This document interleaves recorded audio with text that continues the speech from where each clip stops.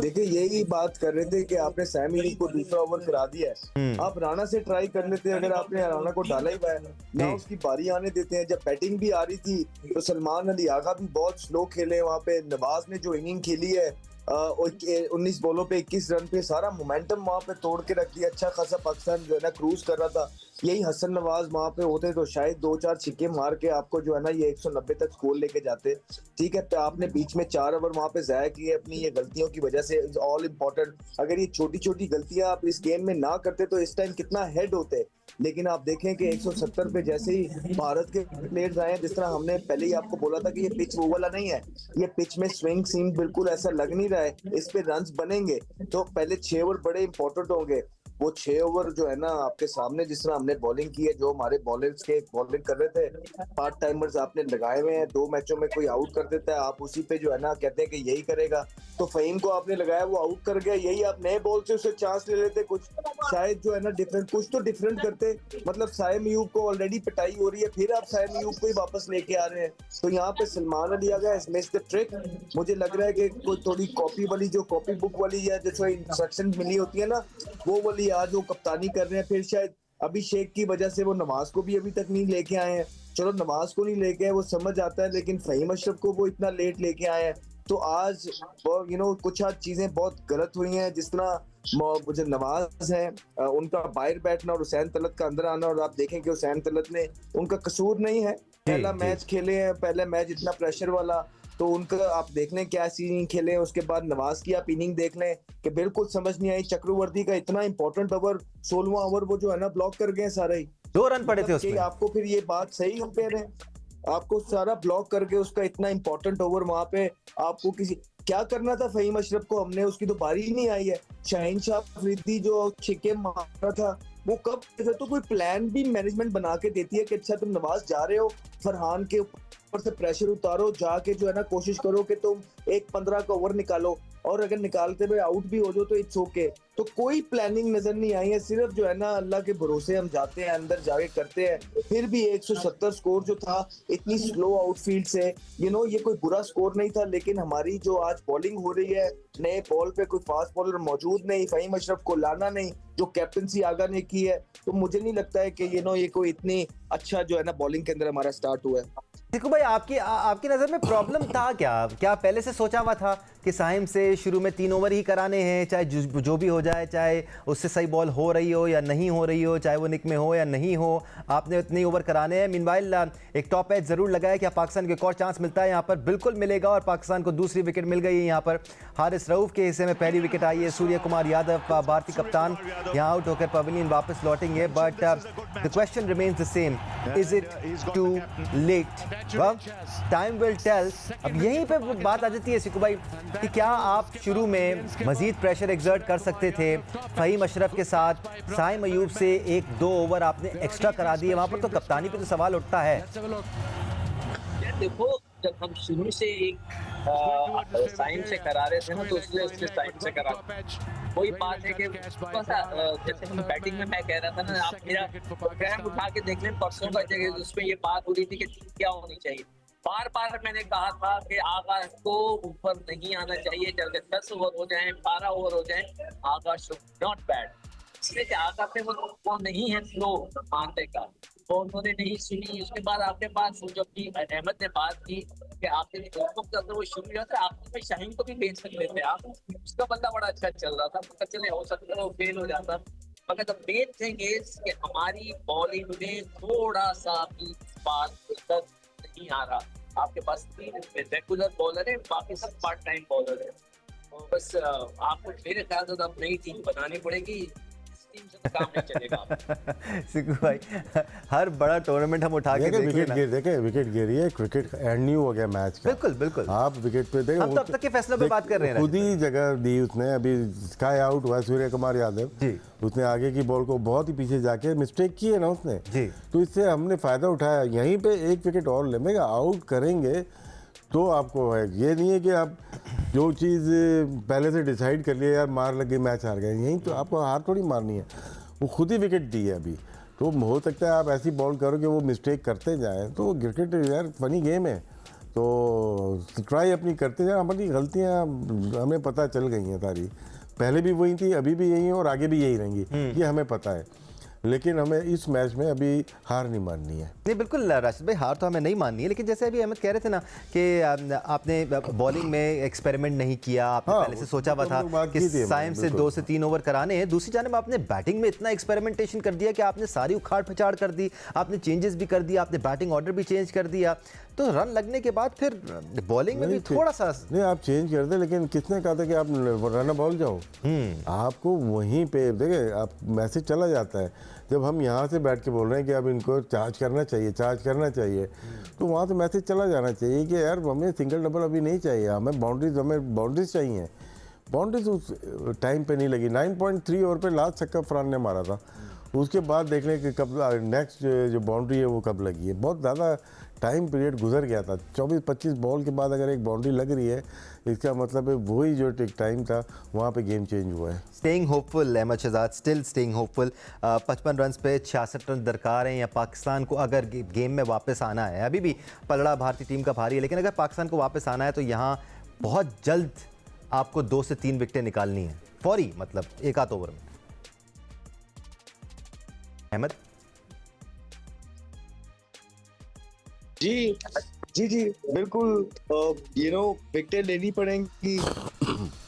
2 विकेटें यहाँ पे चाहिए पाकिस्तान को। अगर अगले 5-10 तो कहीं ना कहीं इस मैच के अंदर पाकिस्तान वापसी जरूर करेगा। लेकिन हम बात कर रहे हैं अभी तक वो जो हो चुका है, जितना मैच हमने देख लिया है, हम उसके हिसाब से बात कर रहे हैं कि अभी तक काफी चीजें जो है वो पॉजिटिव होने के बाद, अच्छे स्टार्ट के बाद बहुत सारे, तो पाकिस्तान इस टाइम बहुत जबरदस्त पोजीशन के अंदर होता। बट होपफुली हमारे बॉलर्स जो है, शाहीन शाह अफरीदी, वो आए, कमबैक करें, आउट करें। हारिस रऊफ जो है एक मैजिकल स्पेल करके दें। कोई बड़ी बात नहीं है कि 2-3 आउट करें और हम मैच में आ जाएं, लेकिन यहाँ पे आप देखेंगे कि जो पाकिस्तान के पास चांस था, पाकिस्तान ने अपनी गलतियों की वजह से, जो कि बड़ी गलतियां हैं, जो इतने बड़े मैच के अंदर नहीं होनी चाहिए, अपने आप को इस पोजीशन में खड़ा किया हुआ है जहाँ पे भारत इस टाइम बहुत कंफर्टेबल पोजीशन में है। Like loose delivery from Faheem Ashraf this time around, shot थी, रूम काफ़ी था outside the off stump Abhishek Sharma के पास, और फिर मिड ऑफ पीस सर्कल के अंदर ही था, तो उन्होंने बहुत आसानी से उसके सर के ऊपर से 4 रन हासिल किए हैं। अगेन पॉजिटिव स्ट्रोक मेकिंग करते हैं अभिषेक शर्मा, और इब्तिदा से ही इसी तरह खेलते आ रहे हैं। सिकू भाई, अभी भी कोई चांस बाकी है? उम्मीद रखें पाकिस्तानी क्रिकेट फैंस? इतनी एक अजीब सी बात है कि आपका जो एक मेन बॉलर है मोहम्मद नवाज, जिसको हम कह रहे थे कि हमें एक स्पिनर मिल गया है, उसको आप इसलिए नहीं करा रहे। आपके हेड कोच तो कह रहे थे वो दुनिया का बेहतरीन स्पिनर है। नहीं, तो यही कहा जा रहा था ना उसको कि भाई हमारे पास तो स्पिनर हमें मिल गया, मगर वो कैसा स्पिनर है कि अगर ये बैट्समैन खड़ा मार रहा है तो आप उसको लेके नहीं आ सकते। आप डरे हुए हैं कि वो मैच ही खत्म कर देगा। ये कैसा स्पिनर? उनका स्पिनर भी तो करा रहे थे, चाहे वो राइट हो या लेफ्ट हो। तो हमारा स्पिनर कौन सा है कि जो राइट को कराएगा? That is amazing. मैं तो क्या कह सकता हूँ। एक क्या राशिद लतीफ़, एक स्पिनर दुनिया का बेहतरीन स्पिनर बन सकता है अगर वो लेफ्ट हैंडर को बॉलिंग नहीं करता तो? नहीं, आप आउट कर सकते हैं, ऐसे थोड़ी है कि आउट नहीं करते। बहुत सारे बैटर्स आउट होते हैं जी लेफ्ट आर्म स्पिनर पे। ये तो अभी एक बना लिए ना, ये जो पैकेज वाले कोचेज होते हैं ना, ये यहाँ पे बॉल नहीं करेगा। कैसे नहीं बॉल करेगा? इतने अच्छे बॉलर्स आए जो कि लेफ्ट हैंडर को, लेफ्ट आर्म स्पिनर ही, देखो विटोरी हो गए या हिरात हो गए, ये तो अपनी विल पे बॉल का अंदर लेके आते थे, आर्म बॉल करते थे, तो रिसीव करते थे एयर में। टेस्ट हो, वनडे हो, T20 में भी अच्छे थे। लेकिन ये सोच लेना यार कि बॉलिंग ही नहीं देंगे, तो उनके पास वो लेफ्ट हैंडर अगर एक और होता तो आप तो खिलाते ही नहीं उनको। मतलब कि आपका बेस्ट बॉलर जा रहा है लास्ट 6 मंथ में, हम थक गए। आपके प्रेस कॉन्फ्रेंस में माइक हसन ने बोल दिया कि वर्ल्ड का बेस्ट स्पिनर है। ठीक है उस क्लास का नहीं है, लेकिन है हमारा बेहतरीन स्पिनर है, वो हमारे लिए परफॉर्म कर रहा है। लेकिन उसको बॉल ना देना आपने, मतलब कि ये तो स्ट्रेटजी प्लानिंग जो होती है क्रिकेट की, उसके बरखिलाफ काम कर रहे हैं ना। आप तो हारे हुए कप्तान की तरह एक्ट कर रहे हो ना एक फील्ड के अंदर। अगर वो मारता है तो आपके लिए फ़ायदा है, ये मारेगा वो आउट होगा। आपने 2 ओवर ज़ाया करवा दिए अबरार के, इसका मतलब है जी वो आउट होता है, उसके बाद वो लेके आते हो ज़्यादा इफेक्टिव होता है। वो तो खैर उसने मार खाई है, लेकिन नवाज़ का ना आना मेरे ख्याल से, अगर खुदा ना खास्ता मैच पाकिस्तान हार जाए, सबसे ज़्यादा बात ही इस पे होनी है कि नवाज़ ने बॉलिंग क्यों नहीं की। फेयर क्या है अहमद शहजाद मोहम्मद नवाज को बॉलिंग देने के लिए? फेयर ये है कि लेफ्ट हैंडर खड़ा है, उनको रन्स पड़ जाएंगे। तो आप साइम अयूब को ओवर देकर 3 ओवर में 35 रन खा चुके हैं, क्या इससे ज़्यादा खा जाएंगे नवाज, या इतने ही खा जाएंगे? विकेट भी मिल सकती है आपको। फेयर क्या है? पहले दानिश, एक तरफ तो आप कहते हैं कि वर्ल्ड क्लास बॉलर है, ठीक है, समझ आई, नहीं लेके आए वो भी समझ आई। तो कप्तान खब्बा खेल रहा है ना, कप्तान खुद क्यों नहीं आए? सलमान अली आगा खुद क्यों नहीं बॉलिंग कर रहे खब्बे को? या अब तो दो खब्बे खेल रहे हैं, तिलक खेल रहा है, शर्मा खेल रहा है, सलमान खुद क्यों नहीं बॉलिंग? ऑलराउंडर है ना, इसी वजह से टीम में जगह बनी है ना उनकी, इसी वजह से उनको कप्तान भी बनाया गया ना कि बैटिंग भी कर लेते हैं, बॉलिंग भी कर लेते हैं। तो खुद बॉलिंग करने खुद क्यों नहीं आ रहे वो? उसके बाद फिर इनको एंगल्स की भी समझ नहीं आ रही है। फहीम अशरफ ने 2 एक ही जगह चौके खा लिए हैं, बॉलिंग ओवर कर रहे हैं, एंगल बाहर को जा रहा है, वो सिर्फ पीछे खड़ा होता है, बल्ला लगाता है, रूम देते हैं, चौका मारता है। तो ये अब 2-2 3-3 चौके खा के जो राउंड द विकेट आ रहे हैं, ये शुरू में क्यों नहीं आ रही? ये प्लान्स कौन डिफाइन करेगा? ये कौन बताएगा? लड़कों के साथ कौन काम करेगा? खुद तो उनको समझ नहीं आ रही है इतने अरसे के अंदर, उनकी जो गेम अवेयरनेस है वो उस लेवल पे नहीं जा रही है अभी तक कि वो जो है ना इतनी अरसे से क्रिकेट खेल के भी अपने डिसीजंस ले पाए, अपने एंगल्स को करेक्ट कर पाए, पता हो कि किस बैट्समैन को कहाँ करनी है।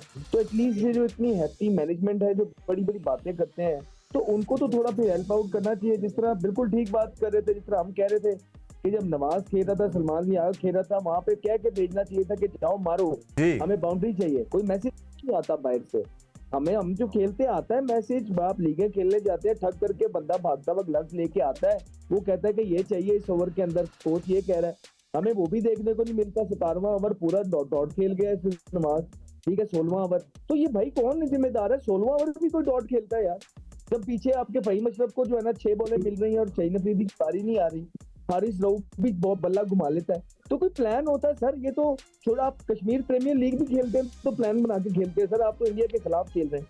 तो इसलिए दिल दुखता है। हम चाहते थे ये मैच जीते, हम चाहते हैं ये मैच पाकिस्तान जीते, उसकी बहुत वजूहात है उसके पीछे। हमारे दिल से जो है ना ये मैच हम चाहते थे कि जीते, सारे डिफरेंसेस असाइड हम सपोर्ट कर करके मर गए हैं इन प्लेयर्स को भी, इसलिए कोई बात नहीं करेंगे, लेकिन बिल्कुल बिलो पार परफॉर्मेंस है। हाँ, हम ये नहीं कहते कि किसी को बाहर बिठाएं, हम ये नहीं कहते कि निकाल दे, ये करें, लेकिन हम इनकी परफॉर्मेंस पे तो इनको तनकीद कर सकते हैं कि बहुत जो मैच खेले अच्छा नहीं खेले, और पीछे आउट हो गया, अब आ जाएगा शायद नवाज बॉलिंग कराए।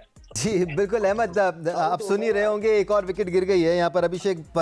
अभिषेक शर्मा अब आउट होकर पवेलियन लौटेंगे। उन्होंने 38 गेंदों पर 74 रन बनाए at a strike rate of 194.73। Exceptional batting from Abhishek Sharma, but question फिर वही है, क्या पाकिस्तानी बॉलर्स ने इतना टेस्ट किया उनको? क्या पाकिस्तानी बॉलर्स ने अच्छी जगहों पर गेंद की अभिषेक शर्मा को? I don't think so. Starting from the first delivery that Shaheen Shah Afridi bowled to Abhishek Sharma, short ball था, ड्रिफ्टिंग डाउन लेग, सिर्फ बल्ला टच करने की देर थी।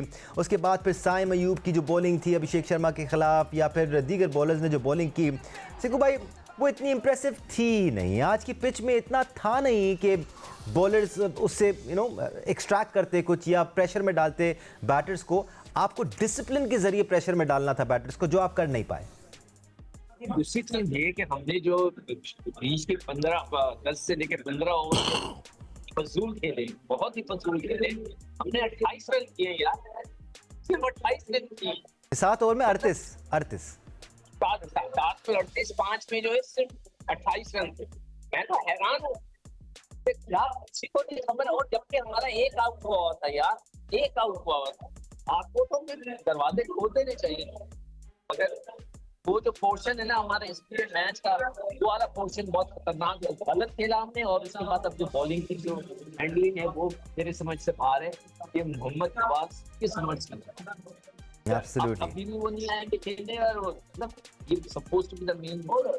आप उसको कह रहे थे हमें बॉलर मिल गया। अब हमें, जब मैं बात करता हूँ कि जी आपको स्पिनर्स चाहिए, तो कहते हैं हमारे पास है, हमारे पास नवाज है, उसको बॉल तो करा दो भाई, उसको अगर वो बॉल लेफ्ट हैंडर को नहीं करा सकता तो फिर उसको घर भेजो। ऐसा थोड़ी होता है कि फिर बॉलर मैं राइट को कराऊंगा मैं लेफ्ट को नहीं कराऊंगा, ऐसा नहीं होता। मैंने तो अपनी जिंदगी में कोई ऐसा बॉलर नहीं देखे।